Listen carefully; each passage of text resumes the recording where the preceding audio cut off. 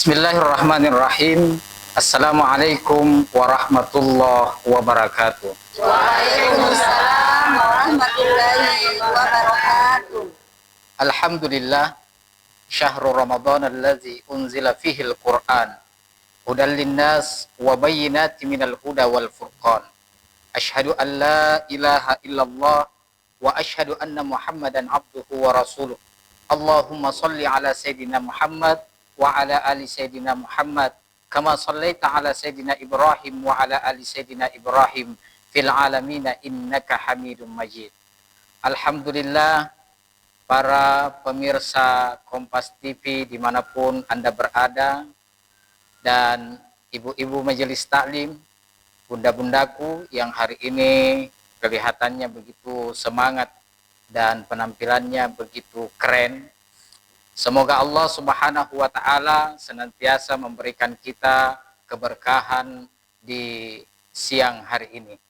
Namun sebelum kita masuk ke tema kita, pembahasan atau kultum atau ceramah kita di siang hari ini, alangkah baiknya kita memperkenalkan dulu diri dari ibu-ibu majelis taklim dari mana. Mungkin kepada ibu kami persilahkan yang mewakili. Terima kasih. Bismillahirrahmanirrahim. Assalamualaikum warahmatullahi wabarakatuh. Waalaikumsalam warahmatullahi wabarakatuh. Kami dari Majelis Taklim Jami Awaluddin lingkungan Batangase, Kelurahan Hasanuddin, Kecamatan Mandai, Kabupaten Maros. Takbir. Allahu Akbar.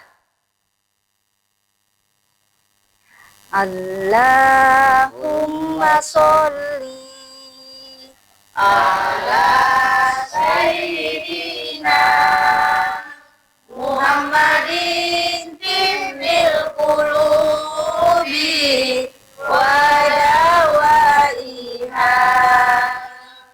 wa afiyatil abdani wa shifaiha wa nuril absari wa diyaiha wa ala alihi wa sahbihi wa sallim.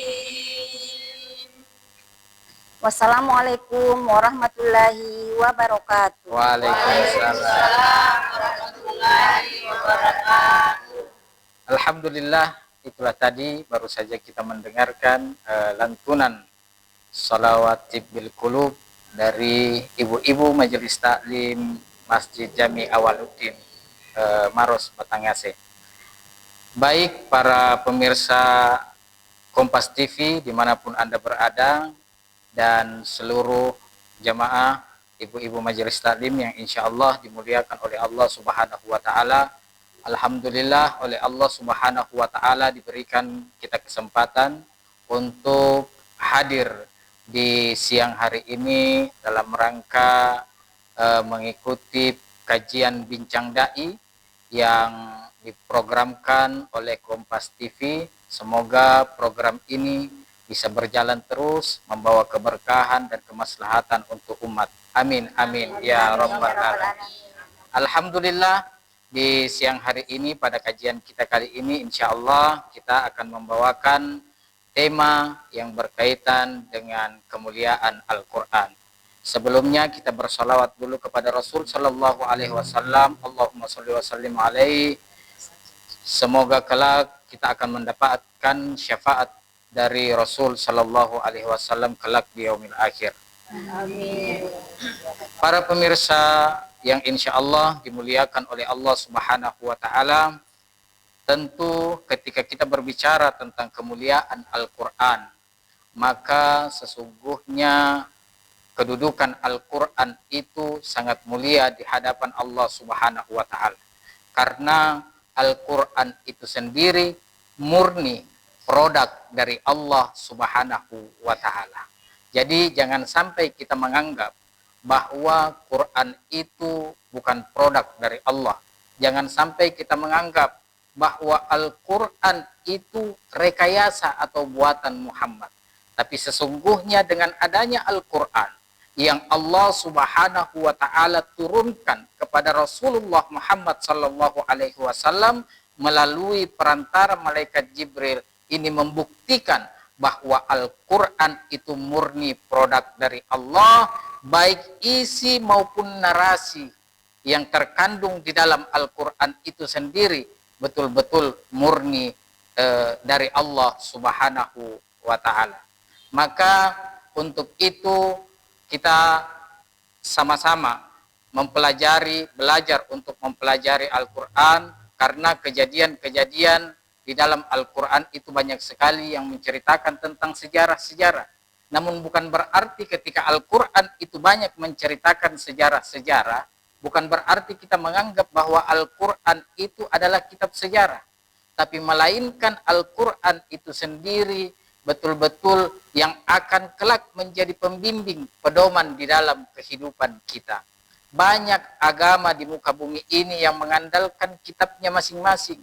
Dari agama yang berbeda punya kitab masing-masing. Dan kita sendiri, umat Islam, alhamdulillah, Allah Subhanahu wa ta'ala memberikan kita satu, yakni Al-Quranul Karim, sebagai pembimbing, sebagai pedoman di dalam kehidupan kita, agar kehidupan kita lebih terarah ke arah yang lebih baik.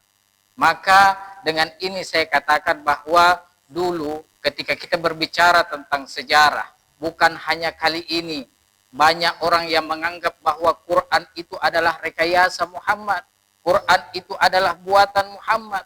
Padahal jelas-jelas Allah Subhanahu wa ta'ala berfirman di dalam Al-Quran, wa in kuntum fi raibim mimma nazzalna ala abdina fa'tu bi suratim min mislih, kata Allah. Andai saja engkau ragu dengan adanya Al-Quran, kata Allah, yang telah kami turunkan kepada hamba kami Muhammad. Ini menandakan bahwa ketika kita punya permasalahan, keraguan kepada Al-Quran, kita meyakini bahwa Quran itu sebagai buatan Muhammad, sebagai rekayasa Muhammad, maka Allah sendiri yang langsung menantang kita di dalam Al-Quran. Kalau engkau ragu dengan adanya Al-Quran, kata Allah, yang telah kami turunkan kepada hamba kami Muhammad, maka Allah Subhanahu wa ta'ala sendiri yang langsung menantang kita. Coba buat satu surah saja semacam Al-Quran. Kalau engkau menganggap dirimu hebat, kalau engkau menganggap dirimu profesor, doktor, dan mampu membuat semacam Al-Quran, Allah sendiri yang langsung menantang kita. Coba buat satu surah saja semacam Al-Quran kalau memang engkau anggap bahwa Quran itu sebagai rekayasa atau buatan Muhammad. Maka para pemirsa Kompas TV yang insya Allah dimuliakan oleh Allah Subhanahu wa ta'ala, ini sebuah gambaran jelas bahwa betul-betul Al-Quran itu kedudukannya begitu mulia. Bahkan Al-Quran itu produk langsung dari Allah Subhanahu wa ta'ala. Coba kita lihat ketika kita membaca Al-Quran, tidak ada satupun diksi ataupun narasi di dalam Al-Quran yang bertentangan dengan kehidupan kita. Tidak ada satupun, misalnya satu ayat mengatakan A, kemudian satu ayat lain mengatakan B. Tidak ada sedikit pun yang bertentangan. Semua sejalan dengan fitrah dan ketentuan manusia.